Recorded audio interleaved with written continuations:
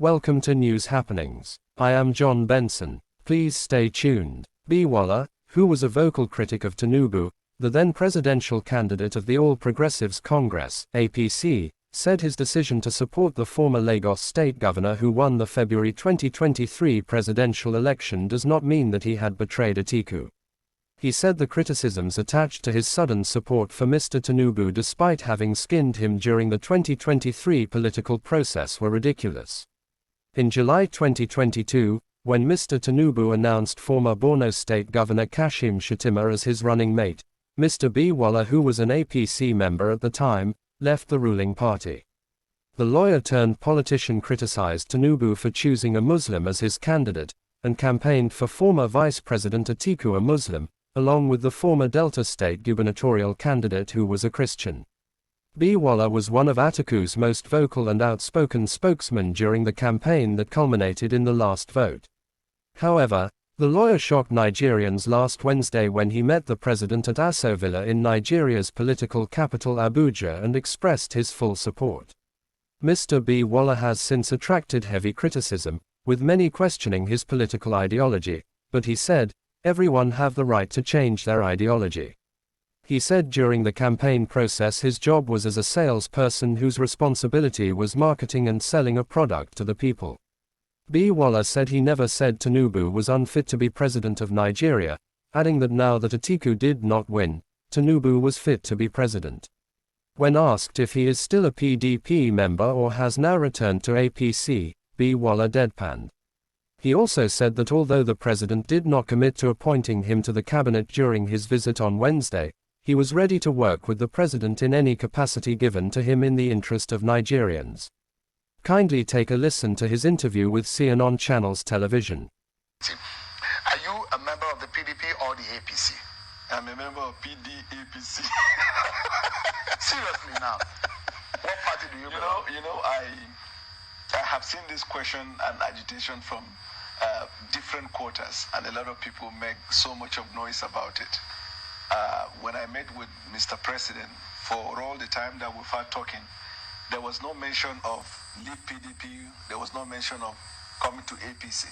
Mr. President's passion is about Nigeria, and all that he talked to me is about his plans for Nigeria and how that he's calling on all Nigerians to come together and let us steer this country and solve the problem. And it is on that premise I visited him, and it is on that premise I left the place. So you do not know whether or not you are in APC or PDP. You have not made up on me. No, I am a member of PDP, but I said I am supporting the administration of President Bwala Tinubu, and somebody said that means you have joined APC. Then I now added, if supporting the administration of President Bwala Tinubu means going to APC, then so be it. So you probably, because there are, between PDP and APC, there is another political party in between. There are those who are of the school of thought that that is the political party that the likes of the FCT minister belongs to, Nyesom Wike, who says he's a member of the PDP, but he's working with President Bola Tinubu. So you have joined that party led by Nyesom Wike. No, there is no party as such, but look at it this way.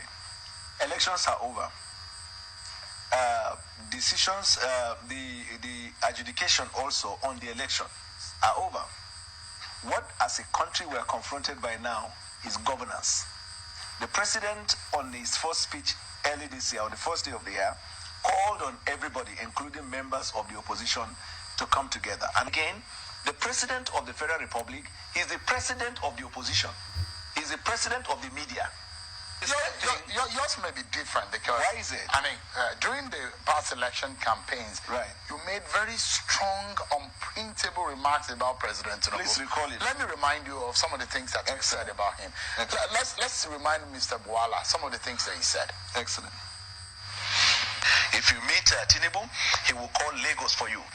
The dynamics in the north, in the west, and the rest of the places are not the same. You don't think a track record matter in these ways? I believe track record is much more fundamental, and both of them have not been able to establish a track record. For example, the Lagos of Tinubu, as early as at mid last year, it was adjudged as the second worst city to live and work in. The Lagos of Tinubu is the Lagos where up till this moment people deliver and give birth in the slums. The Lagos of Tinubu is the Lagos that right now you have not been able to overcome what we call the traffic problem. But beyond that, the character of the candidate that govern Lagos is a dynastic type. So when he comes to national government, while he's trying to grapple with the realities of what the national government is, he's going to bring in, because he has always said, I will do here what I did in Lagos. What did he do in Lagos? In Lagos, the State House of Assembly they were like boy, what they say. His daughter is the Iyaloja of Lagos. So that means the entire market people of Nigeria will be under the control. This was a man that you criticized heavily, and there are heavier points that we have that we could show Nigerians of what you said. This is because the conversation is what we need to have. Because I will show more. No. Right. No, there are more of what you have said, which is out there in the public domain. Yeah. You had even said about joining the APC and what it means to the mental capability of the politician. Now, so what has changed between then and now? You've criticized this man that he's not fit to be president. No, I didn't say he's not fit to be president. I said, in comparison to the candidate I was advocating for, that Atiku had superior idea over him. The simple answer is this. Do you still hold that view? No, listen to me. The simple answer is this, which President Bwala Tinubu knows. During electioneering process, it is like a trade fair. You go as a salesman to market your candidate to the Nigerian people. And you market yourself, this one is better than this one can serve a better purpose than this. During the salesmanship or during the trade fairs option, as people will call it. Now, what has changed is your question. What has changed is that then was politicking, political campaign process. Now it is governance. The reality now is that what I argued to persuade the Nigerian people to vote my candidate over him, whether it worked or it didn't work, President Bola Tinubu is the president. It will amount to insanity to go back to the history and begin to talk about what you cannot change, which is the fact that he is the president and the mandate is for 4 years. So those decisions you made, were not based on ideological or integrity issues. If I land, you will understand what I'm saying. So what you do as a salesman is to demarcate the suitability of the other product and market the suitability of your product. It's a fair play. It's a principle of fair play. It is like, as a spokesman, that was my duty. And I did that. I dispensed or I exhibited what I believe to be the quality to the best of my knowledge. But let me tell you what will surprise you and many Nigerians who are watching tonight. When I walked in to meet Mr. President, the first thing he said was, Daniel Bwala, it's nice to see you. I have been following your interviews and even your tweets about your opinion on issues of government. And I must say, I'm quoting, I must say, you are one of the most intelligent young men, very articulate and respectful in the conduct of your duty. Please sit down. Well, then, game over.